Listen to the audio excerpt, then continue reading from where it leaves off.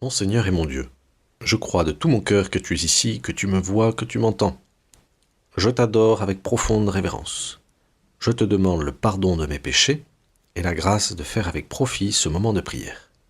Marie, ma mère immaculée, Saint Joseph et mon ange gardien, intercédez pour moi. Nous t'adorons, ô Christ, et nous te bénissons, car tu as racheté le monde par ta sainte croix.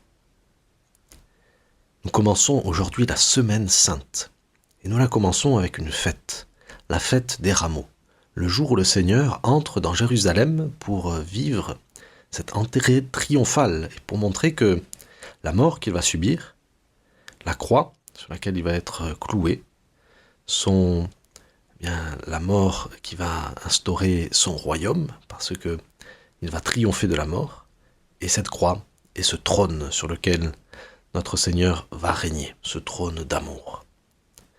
C'est une entrée triomphale et la foule ne se trompe pas en criant des cris de joie et en disant « Hosanna au fils de David, Hosanna au plus haut des cieux », les paroles que nous répétons dans la Sainte Messe. Alors dans cette foule, il y a de nombreux enfants qui étendent leur manteau pour faire une sorte de tapis digne d'un roi. Cette entrée triomphale de Jésus dans Jérusalem a inspiré beaucoup d'artistes.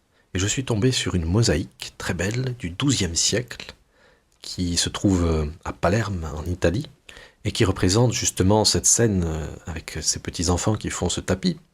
Et parmi ces enfants, il y en a un qui semble plus âgé, mais qui justement est en train d'enlever ses vêtements pour à son tour faire un petit tapis. Et c'est sûrement une illustration de ce que saint Paul nous invite à faire. Nous dépouiller du vieil homme pour redevenir un petit enfant et pour pouvoir vivre de la grâce, pour pouvoir vivre et accueillir les mystères que nous allons vivre cette semaine dans la Semaine Sainte. Le mystère de la passion, de la mort et de la résurrection de Jésus.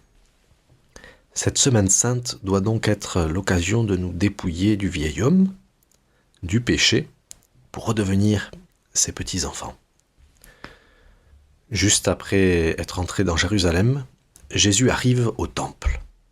Et là, l'ambiance est plus sérieuse et moins à la joie, puisque le Seigneur se trouve face à ces marchands du temple qui ont perverti le sens de ce lieu de prière. Effectivement, il y avait comme des trafics autour du temple, parce qu'il fallait acheter des bêtes pour offrir les sacrifices, et donc il y avait des bêtes à vendre là. Et puis il y avait des bureaux de change de monnaie, parce que sur la monnaie romaine, il y avait César qui se prenait pour le fils de Dieu, et donc on ne pouvait pas utiliser cette monnaie idolâtre dans le temple, et donc il fallait la changer par la monnaie propre. Mais certains en profitaient pour faire une véritable activité financière, ce qui choquait profondément le Christ.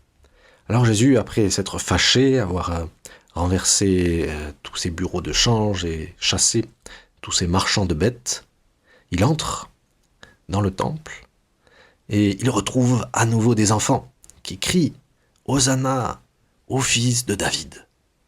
Il y a comme un contraste entre ces vieux hommes et ces petits-enfants. Les vieux hommes, ce sont ceux qui se sont attachés à l'argent. Les vieux hommes, ce sont ceux qui mettent l'argent ou d'autres idoles au-dessus de Dieu, au-dessus de Jésus. Les enfants, ce sont ceux qui reconnaissent tout de suite qu'il faut adorer le Seigneur, qu'il faut le chanter, le louer, qu'il faut être pieux à son égard, parce que nous sommes dépendants de lui. C'est cela la piété, se reconnaître dépendant de Dieu, dépendant et débiteur de celui à qui nous devons tout. Et les enfants savent le faire, les enfants le font naturellement. Ils reconnaissent qu'ils sont totalement dépendants de leurs parents, des adultes, de leurs professeurs et de Dieu. C'est pourquoi les enfants sont très pieux dès que nous leur apprenons les petits gestes de piété et tout ce qu'a fait Dieu pour eux. Et Jésus, qui a toute sa vie défendu les enfants, qui a dit que le royaume des cieux était réservé à ceux qui leur ressemblaient, qui a dit qu'il ne fallait jamais les scandaliser, Jésus continue sur sa même ligne et dit aux pharisiens dans ce temple, « Vous n'avez donc jamais lu l'Écriture ?» Et Jésus leur cite le psaume 8, « Ô Seigneur notre Dieu, qu'il est grand ton nom par toute la terre. Jusqu'aux cieux, ta splendeur est chantée par la bouche des enfants, des tout-petits.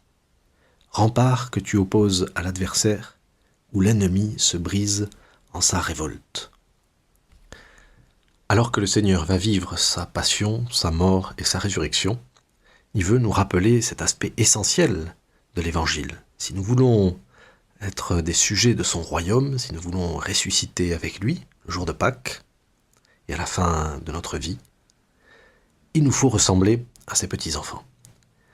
Il nous faut nous sentir et nous déclarer dépendants de Dieu. Il nous faut reconnaître Jésus comme notre Sauveur. Sinon, nous courons de gros risques. Ce risque, c'est de tomber dans l'idolâtrie, comme les marchands du temple, en mettant des biens au-dessus du Seigneur. Et surtout, ce risque, c'est de nous retrouver quelques jours plus tard dans la foule devant Ponce Pilate et de crier, alors qu'il vient de nous montrer Jésus, « Crucifie-le, crucifie-le ». Effectivement, parmi les personnes qui sont dans cette foule, le jour des rameaux, certaines vont se retrouver dans la foule quand Pilate va montrer Jésus aux habitants de Jérusalem. Et certaines qui ont acclamé Jésus vont se laisser emporter par la haine et par ce mouvement terrible et ce cri affreux, ce cri « Crucifie-le, crucifie-le ». Alors quand je pêche, Seigneur, malheureusement, je crie avec cette foule « Crucifie-le, crucifie-le ».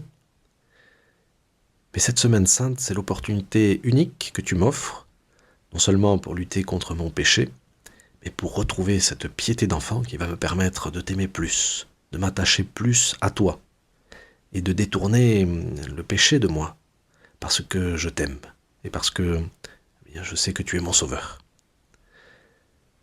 Parmi tous les personnages de la Passion que nous allons vivre la semaine prochaine, il en est 3 qui peuvent nous inspirer spécialement. Et c'est Simon de Cyrène, qui aide Jésus à porter sa croix, et ses 2 petits-enfants, Alexandre et Rufus.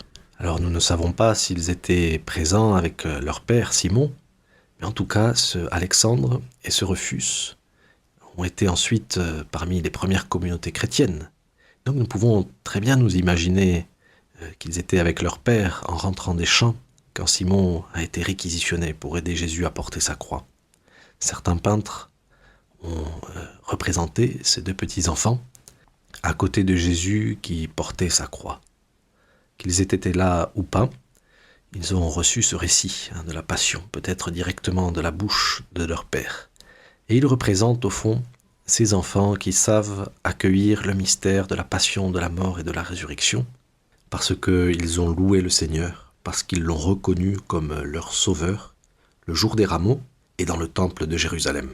Dans l'application 10 minutes avec Jésus, tu pourras voir des photos d'un chemin de croix que tu connais certainement, celui qui illustre le chemin de croix de Saint José Maria, où nous voyons ces 2 petits-enfants accompagner Jésus sur le chemin de croix. Nous pouvons finir cette prière en nous tournant vers le Saint-Esprit, pour qu'il nous donne ce don de piété, qui fait partie des 7 dons du Saint-Esprit. Et par la piété, nous allons bien vivre les offices. Nous allons nous mettre dans le jeudi saint, le vendredi saint. Et la veillée pascale sera alors une fête immense, et dépouillés de ce vieil homme, ressemblant à des petits-enfants, nous pourrons ressusciter avec toi. Je te remercie, mon Dieu, des bonnes résolutions, des actes d'amour et des inspirations que tu m'as communiquées dans cette méditation.